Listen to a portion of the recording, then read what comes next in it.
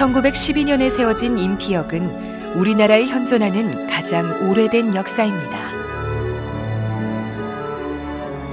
1912년에는 이리, 즉 지금의 익산과 군산항을 잇는 철도인 군산선이 개통되었는데요. 일본은 곡창지대와 항구마다 철도를 놓고 역을 만들어 우리나라에서 생산한 쌀을 일본으로 옮겼습니다.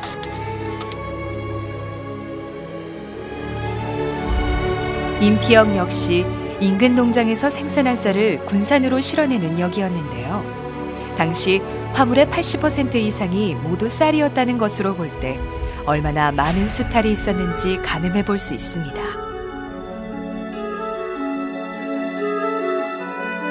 (2008년 5월) 이후 임피역에는 더 이상 기차가 서지 않게 되었는데요.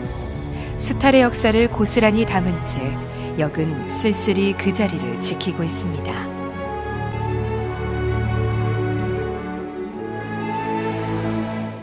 임피역에서 차로 10여 분 거리에 있는 발산초등학교에서도 역사의 흔적이 고스란히 남아 있습니다.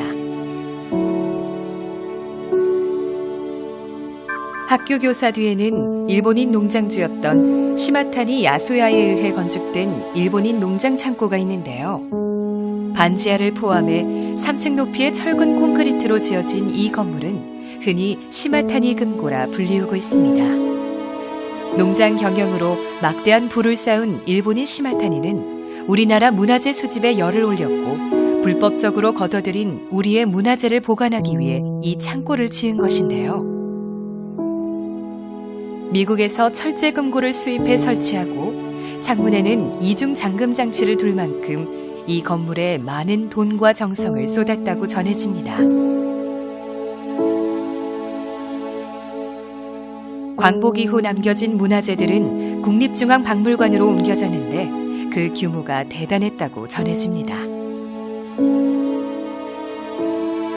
학교 뒤편에는 시마타니가 자신의 집 정원을 꾸미기 위해 수집한 석탑과 석등 같은 문화재가 남겨져 있는데요. 그중 가장 눈에 띄는 것은 완주 복림사지에서 가져온 군산발산리 석등과 5층 석탑입니다. 특히 5층 석탑은 지붕돌이 낮고 평평한 백제계 양식의 고려시대 석탑 모습이 특징인데요. 이외에도 독특한 형태의 육각승탑과 대리석을 사용한 석등, 비석등이 이곳에 남아 있습니다.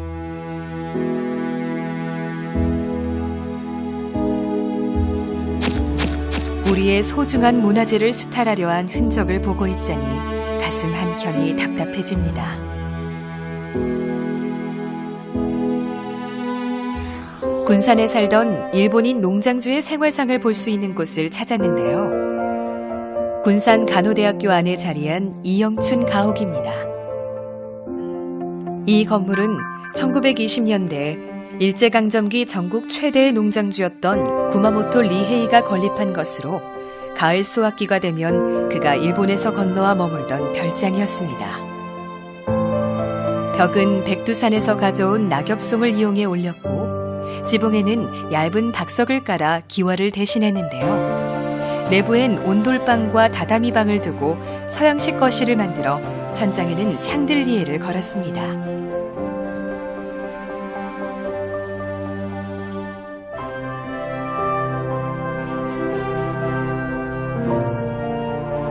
또한 집안의 가구는 모두 유럽에서 수입한 것이었다는데요. 당시 이 건물의 건축비가 총독부 관저에 버금갈 정도였다고 하니 일본 농장주들이 수탈을 통해 얼마나 많은 부를 쌓았는지 짐작하게 합니다.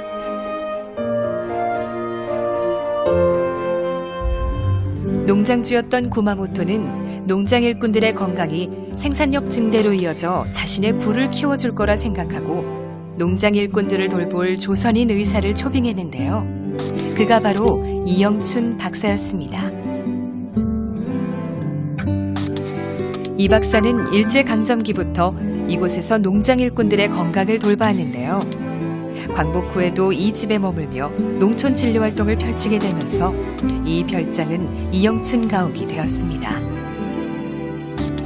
한국의 슈바이처라 불릴 만큼 헌신적이었던 그는 평생 가난하고 병든 농민들의 의사로 살며 후진 양성에도 힘써 지금의 군산간호대학교의 토대를 일구기도 했습니다.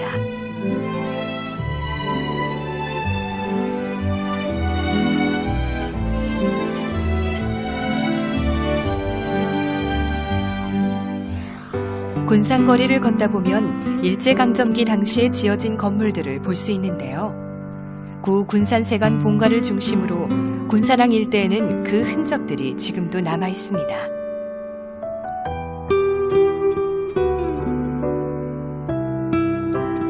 구 군산세관 본관은 통관과 세무 업무를 처리하기 위해 1908년에 지어졌는데요. 독일인이 설계하고 벨기에에서 벽돌을 수입해 지은 2층 신식 건물로 지금은 호남 관세전시관으로 사용되고 있습니다.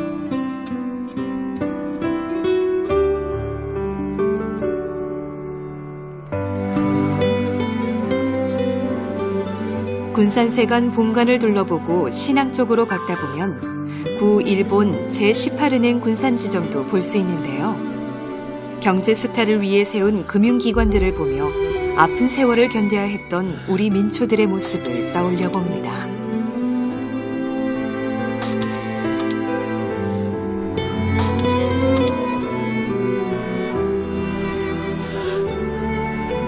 수탈의 역사가 서린 군산의 근대 유적은 오늘을 살아가는 우리에게 살아있는 교육의 장이 되고 있습니다.